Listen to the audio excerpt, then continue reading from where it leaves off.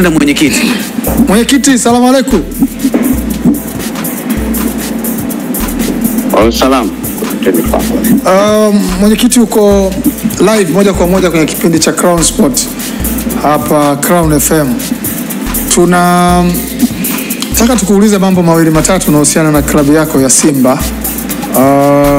Kuna taarifa imetoka TFF wakisema kwamba CAF wamewaandikia na kukifungia kwa muda kiwanja cha Benjamin Mkapa. Wamewaambia kwamba kufika Ijumaa tarehe 14 iwe wao wametoa taarifa wapi klabu ya Simba itacheza mechi yake ya tarehe 9 dhidi ya Al Masry ya Misri kwenye kombe la shirikisho, mchezo wa robo finali, lakini watakuja tarehe 20 kuja kufanya ukaguzi wa mwisho ambao utathibitisha kwamba Simba wanaweza wakacheza bado uwanja wa Taifa au kwenye kiwanja hicho ambacho kinatakiwa kuwa mentioned tarehe 14. Sasa nyinyi Simba taarifa hii mmeipata? Kwanza ni shukuru kwa hiyo nafasi ya mkuu.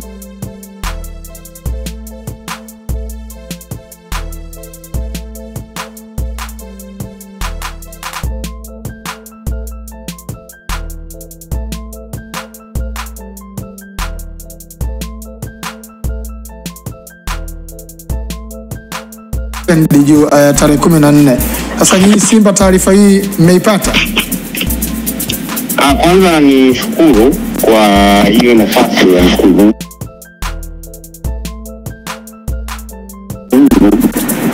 Jambo kubwa ambalo linatakiwa kuzingatiwa kwamba Mwambie mwenyekiti aweke simu kidogo.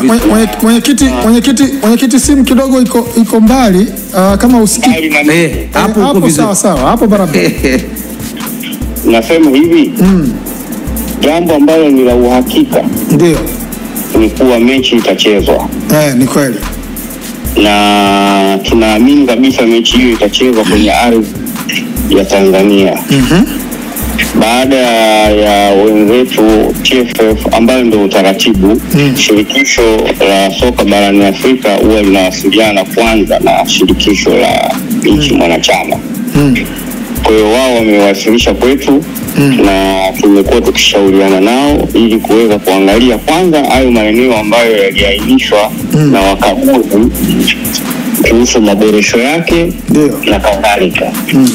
Kwa hiyo tutashirikiana nao watakapokuja na tutawapelekea mapendekezo ya eneo lingine ambalo tutacheza. Kwa hiyo sidhani kama ni jambo ambalo linaweza likabeba wasiwasi wa aina yoyote kutoka kwetu sisi au kwa wenzetu wa TFF.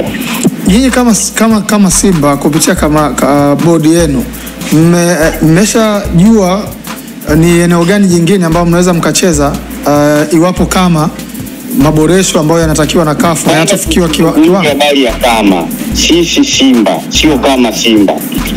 Maana ukisema kama hapana, mimi nimesema nyinyi Simba kupitia bodi mmeshawasilisha tayari TFF eneo ambalo mnaweza mkacheza kama ikitokea kwenye ukaguzi wa tarehe 20 Machi ikaonekana kwamba kiwanja bado hakikidhi. Tuseme kwamba ikiwa sio kama ikiwa itatokea kwamba kiwanja hiki hakikidhi, ndio tutakuwa taarifa ya kiwanja gani kitakuwa ni mbadala, na hilo haliwezi kuwa ni jambo jipya la leo. Hiyo ndio taratibu ilivyo kwamba mnaposhiriki mashindano ya kimataifa ni lazima muainishe viwanja viwili ambavyo mnaweza mkavitumia na vyote vinakaguliwa. Kwa hiyo kwenye mapendekezo yetu sisi tulishapendekeza viwanja viwili ambapo ilikuwa ni Benjamin Mkapa na kiwanja cha Amani Zanzibar. Ndio. Sasa ukiniambie kama haiwezi kuwa, inaweza kuwa kwa sababu CAF wao ndo wamesema kwamba nyinyi TFF iseme wapi inaweza mechi hiyo ikachezwa. Sasa kama ingekuwa tayari mlishawasilisha, maana yake CAF walikuwa wanajua tu kwamba bana mechi hii haiwezi kuchezwa hapo, tarehe hii itachezwa Zanzibar kama kiwanja kinakidhi. Nadhani unatakiwa ili uwe msemaji mzuri na pia msikilizaji mzuri. Karibu. nimekuambia kwamba tangu awali sisi tulishaainisha kwamba ikiwa kiwanja hiki hakitokidhi kiwanja ambacho kilikuwa ni cha jirani ni kiwanja cha Amani. Ndio. Kwa hiyo utaratibu utafuata kwa maana ya wao kuja kufanya ukaguzi wa kiwanja hivyo vilivyopo hapo.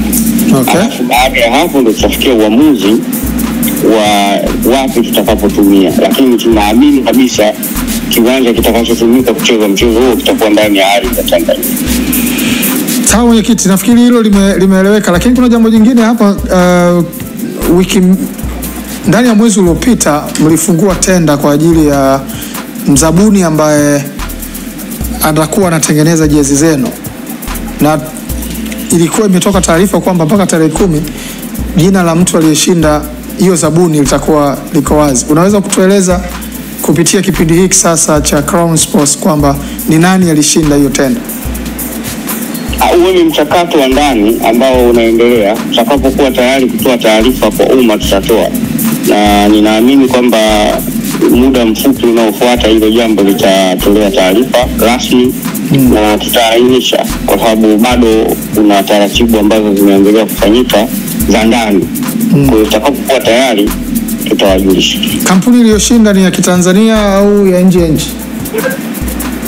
Tutawajulisha kwamba ni kampuni ipi ambayo tutashirikiana nayo kwenye utekelezaji wa huo mkataba na thamani ya huo mkataba na mengine yote, na nadhani yamekwenda vizuri, kwa maana ya kwamba mchakato wetu sisi umekwenda kwa mujibu wa sheria na taratibu za nchi yetu na utaratibu wa klabu tuliojiwekea kwa uwazi na kwenye fairing basis tunaweza kusema.